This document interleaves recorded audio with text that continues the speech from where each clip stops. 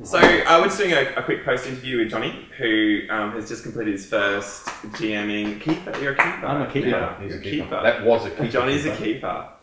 Yeah, I loved it. I thought it was fantastic. Yeah, it was fabulous. Thank you. And I think if you watch this far, obviously, then you got through the first hour, which was very un-Cthulhu. Yeah. But I didn't find it. I thought it was great because I think the characters we made and then established were so well drawn.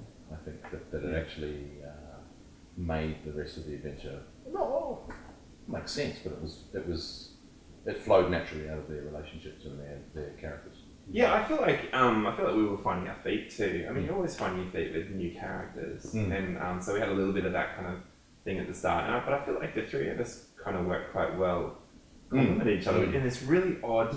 I mean, we were odd characters, let's face it. Yeah, it was an odd trio, wasn't it? But they actually worked pretty well together. Yeah, I think if we'd all been big personalities, it probably would have been a bit harder. But I think we have had sort of. But I think the hierarchy was also useful in that even though Nathan's character was a big personality, given that he had the producer, that didn't affect that relationship. Yeah, you could still try and oversize, and then poor old Gene.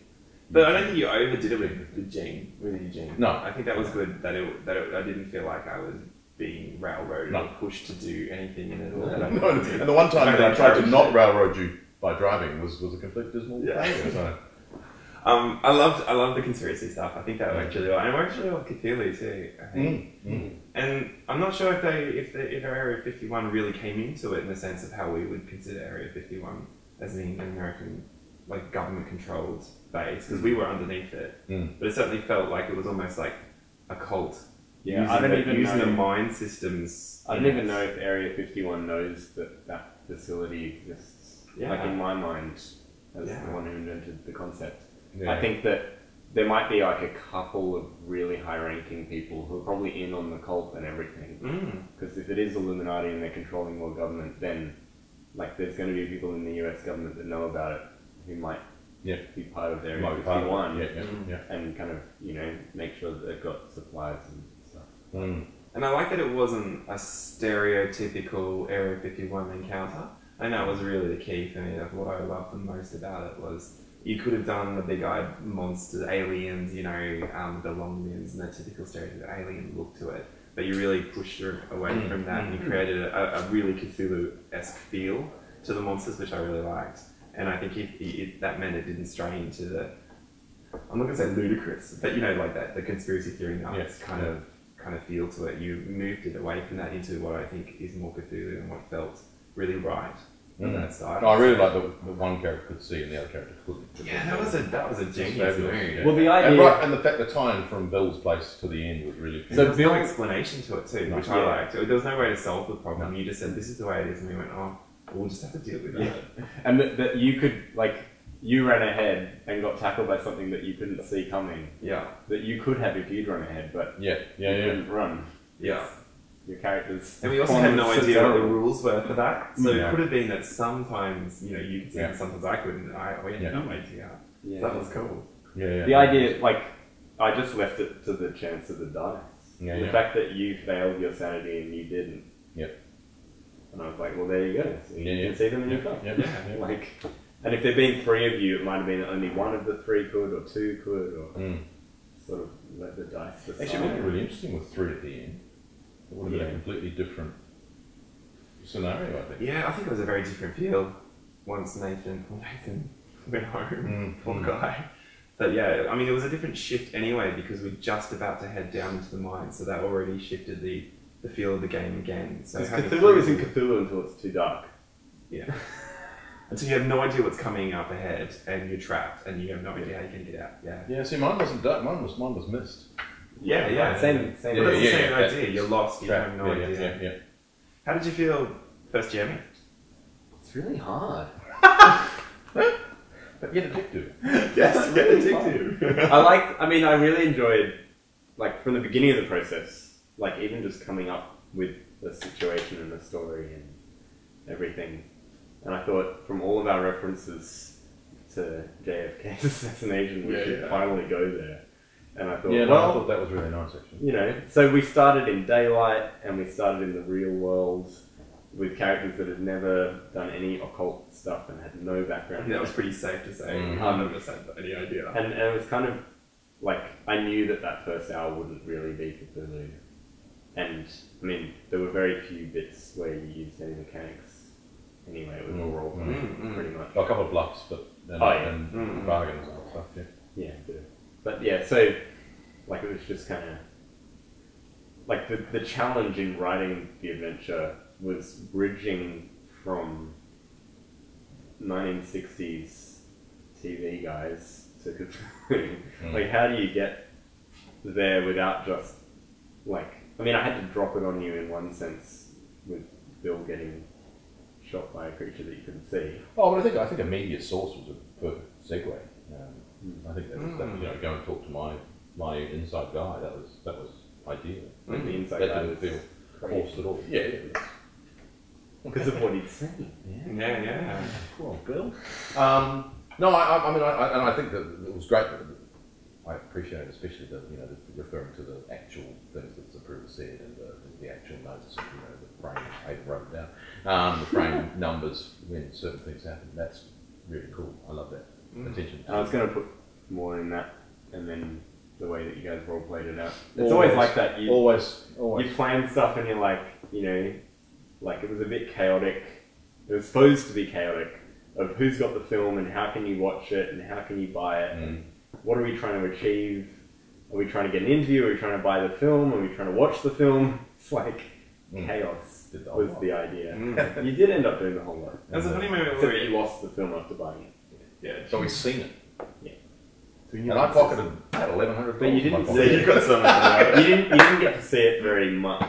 No, but I think Right. that one viewing would have been burned on your brain, like Star Wars. I mean, we watched it again in the break ourselves. Like Johnny, you would have seen it recently, I imagine. I watched it for this. Yeah. Whereas I hadn't seen it for a year or so. Oh, I'd seen it again last year. So it was actually quite affecting to watch it in the break and actually go, oh wow, that is a really affecting piece of media to have seen. And then imagine yourself in the moment of that. It happened with the day that day, was it? Yeah. So you sort of called into his completely office when affected it just happened. Yeah. Because the part of the conspiracy theories of the whole assassination is that the best evidence to kind of work with to figure out what happened is that film. And that film was rushed from like this nobody to developing, making copies getting not like they would today, not like copying we would do today. Not it would like actually be in a different, more time-consuming process. And like, they were kind of fought over, and media wanted them, but government won, kind of thing. Yeah. Well, Time ended up getting a copy. They were the only media outlet to get a copy. But there's they got a copy late-ish. Yeah, because they were doing there's all the recordings that were making of the White House conversations at that point. There's actually conversations of LBJ talking to staff about this as a Zapruder film. So it's really interesting. So it was fun to kind of put Zapruder himself in. Well played, Abraham. Yeah. Although when you had to have a conversation between yourself and Dan, I got so lost. I love when you do an adventure and people are like, oh, I love the way you planned that. You're like, that was not planned. That was completely made up on the spot. Yeah. I didn't know that he'd end up coming back to CBS and meeting Dan. I thought you'd speak to him at the Kodak office, and maybe one of you would have brought a camera with you. Well, that's a funny thing. None of us were journalists. Yeah, it's true. Which is an interesting. I didn't know that until you made character sheets, Yeah. and I didn't specify. I need someone to be a cameraman. Yeah. So because we were on a go get the film, and come back with it kind of thing. Come back with the film. Yeah. Well, it's funny, interesting playing Cthulhu characters where you're forced to be scared. You're forced into a situation where your character is scared, and the GM is actually enforcing an emotion on you, and how you react to that. The enforcement of that emotion is a really interesting thing, I find, because we are essentially, as role players, you want to play the hero, and you also have to play the character that gets the story finished. So if you're paralysed by fear, what do you do? Mm. Whereas in real life, you'd be absolutely petrified. You wouldn't be able to do anything.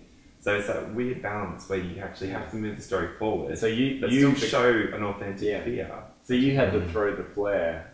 Yeah. And it's kind of like, well, would he do that? I don't know, but something has to happen. Yeah, and if it's too little happens, the story doesn't go anywhere.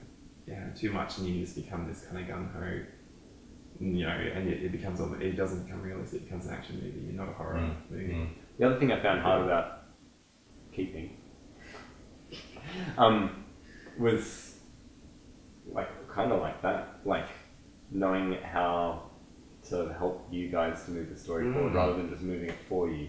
When it wasn't moving, like, do I do something or do I wait for you to do something that I can jump on? Or and occasionally there were moments where I was like, you're not getting it. I just have to feed them something. And I kept feeding you, like, you know, kind of bits and pieces with the file, and you went through the file again and again, and maybe it was one too many times going through the file. Well, I don't know, because I think it would be very much like that if you were looking at a file, it was knowing that there was something in the file, but it was like and couldn't see anything. You would go through the file again. That's, you know, all those pictures of, you know, walls with every single scrap of paper and bits of. I mean, I think it's the difference between a movie and a role-playing game is that in a movie you wouldn't do that. You wouldn't do the roll 3 times effect. You wouldn't go through and you see a cut shot of the person looking through this and you really long shot of the next one.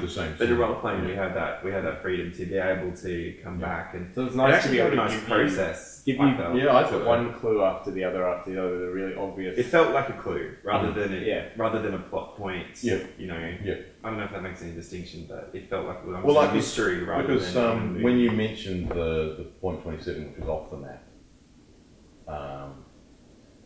I don't know whether that was too much to begin with.